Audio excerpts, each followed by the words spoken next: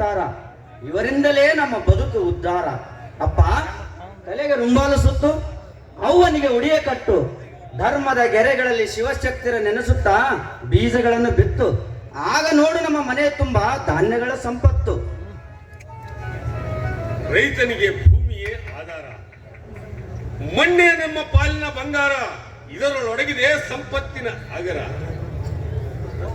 ಭೂತಾಯಿ ಕಣ್ತೆರೆದರೆ ಉಕ್ಕುವುದು ಜಲ, ಹೊರಹೊಮ್ಮುವುದು ಹಚ್ಚ ಹಸಿರಿನ ಹೊಲಮಗ.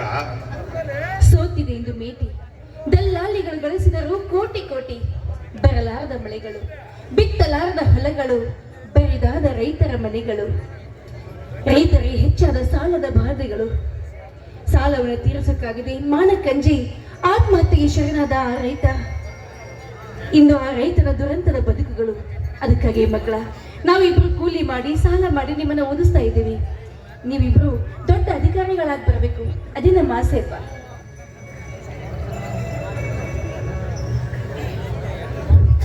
ಒಕ್ಕಲಿಗೆ ಒಕ್ಕದಿದ್ದರೆ ಬಿಕ್ಕುವುದು ಈ ಜಗವೆಲ್ಲ. ಒಕ್ಕಲಿಗೆ ಶ್ರೇಷ್ಠನೆಂದರು ಅಂದಿನ ಹಿರಿಯರೆಲ್ಲರೂ. ನೇಗಿಲಿ ಹಿಡಿದು ಒಳದೊಳು ದುಡಿದು ಬಿತ್ತಿ ಬೆಳೆಯುವನು ಈ ರೈತ.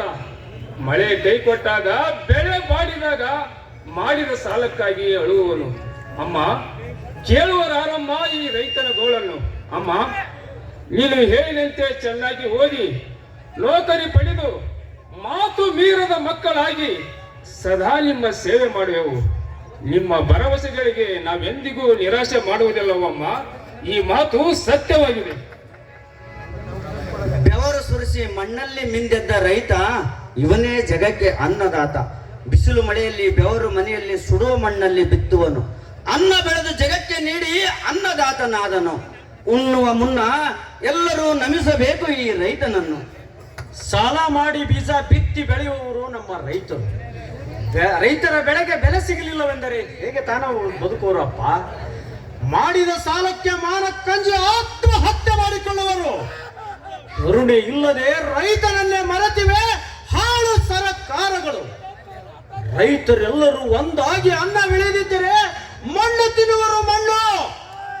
ಅದಕ್ಕಾಗಿ ನಾವೆಲ್ಲ ರೈತರು ಒಂದಾಗಬೇಕು. ರೈತರು ಬೆಳೆದ ಬೆಲೆಗೆ ಬೆಲೆ ಕೇಳಲು ಬೀದಿಗೆ ತಂದಿದ್ದಾರೆ ದುಷ್ಟ ವರ್ಗದವರು.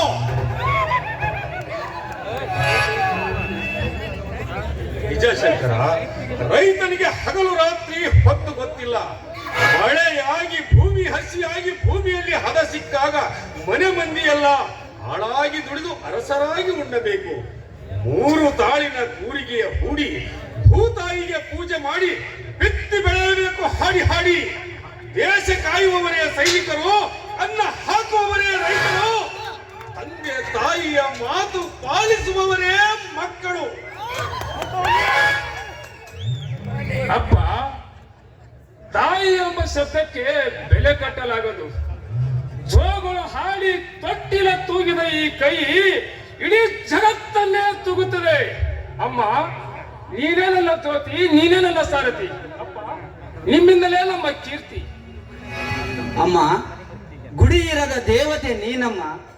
ನಿನ್ನ ಎದೆ ಹಾಲು ಕುಡಿದು ಮಡಿಲೋಳು ಆಡಿ ಬೆಳೆದು ನೀನು ತೋರುವ ದಾರಿಯಲ್ಲಿ ನಡೆದು ನಿನ್ನ ಪಾದ ಸೇವೆ ಮಾಡುವ ಮಕ್ಕಳು ನಾವಾಗುವೆವು.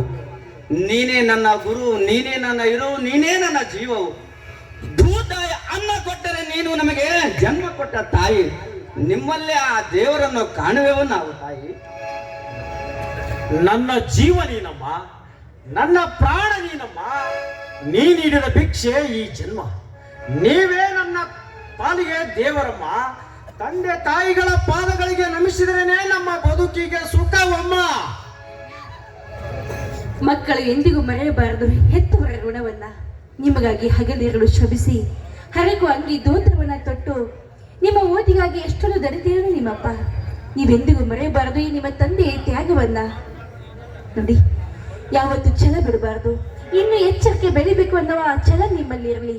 ಈ ನಿಮ್ಮ ಮಾತು ಕೇಳಿ ಹಾಲು ಕುಡಿದಷ್ಟು ಸಂತೋಷವಾಯಿತು. ಕೊಟ್ಟ ಮಾತನ್ನ ಯಾವತ್ತು ತಪ್ಪದಿರಬಾರದು ಮಕ್ಕಳು. ಗಂಗಾ, ಮಾತು ಮೀರದ, ಕೊಟ್ಟ ಮಾತು ಮರೆಯದ ಮುಂತಿನಂತಹ ಮಕ್ಕಳನ್ನು ಹೆತ್ತರಿವೆ. ಇವರಿಂದ ನಮ್ಮ ಮನೆಯ ಕೀರ್ತಿ ಬೆಳಗುವುದು. ಶಂಕರ, ಉತ್ತಮ ಆರಂಭ ಮಾಡು. ಬಿತ್ತಲು ಆಯ್ತು ಅಪ್ಪ. ಹಳ್ಳಿ ಹಾಡು ತಂದ